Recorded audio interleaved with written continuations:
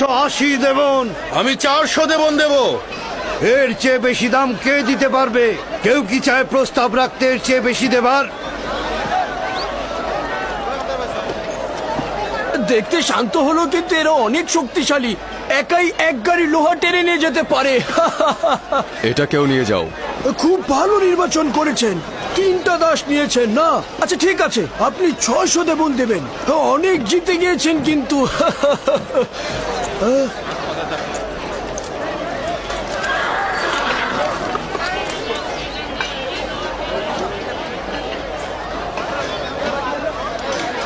এই 3জন দাসকে দিয়ে কিন্তু আপনি 30 জনের কাজ করে নিতে পারবেন। তাকে 300 দেবন দিয়ে দাও। আলী জনাব, আমার তো 600 দেবন হয়েছে।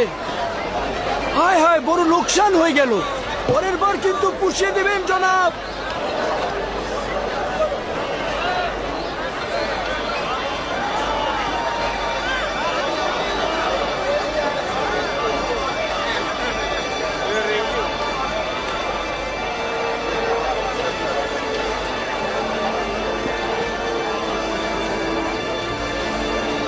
রওনা দাও।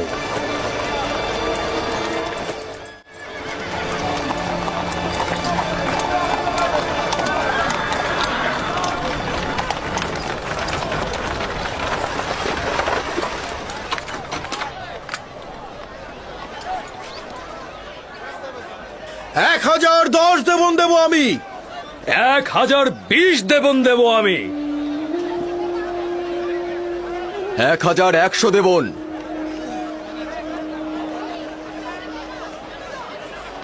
পুতিফার নিলামের ময়দানে অংশগ্রহণ করেছে, এখন কি করব? যে করেই হোক ওকে কিনতেই হবে। পুতিফার আর কতই মূল্য দেবে ওকে কিনতে? আমি ওর জন্য 1200 দেবন দেব। ওকে কিনতে 1300 দেবন দেব আমি। 1300 দেবন উঠেছে। এর চেয়ে বেশি কি কেউ দিতে চায়? যতটা মূল্য আমরা হেঁকেছি তা দিয়ে কিন্তু 10টা গোলাম কেনা যেত। কিন্তু পুতিফারকে যে করেই হোক আমাদের কিন্তু হারাতেই হবে। 1500 দেবন দেব আমি। 1500 দেবন দেবেন উনি। কেউ কি আছেন এর মোকাবেলা করার? কি লজ্জার ব্যাপার, মনে হচ্ছে যেন আসবাবপত্র ক্রয় বিক্রয় হচ্ছে। এই বালক যে কত অমূল্য তা যদি এরা জানতো তাহলে একে বাজারে তুলে এরকম দরদাম হাঁকাতো না।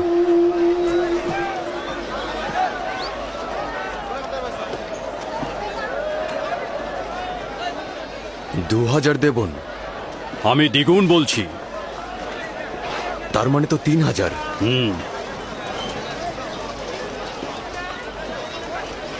3000 দেবন। 3000 দেবন।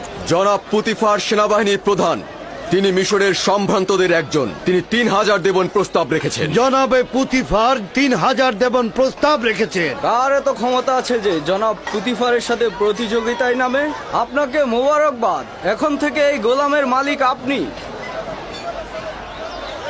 আপনাকে এই নিশ্চয়তা দিচ্ছি যে একজন পরিপূর্ণ শিক্ষিত এবং আদব কায়দা জানা একজন গোলাম কিনেছেন। অনেক সৌভাগ্য, কল্যাণ এবং বরকতময় গোলাম।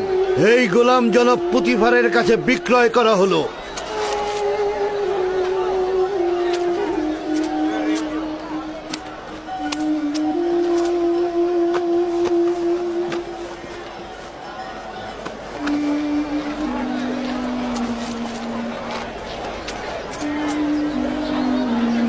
রওনা দাও।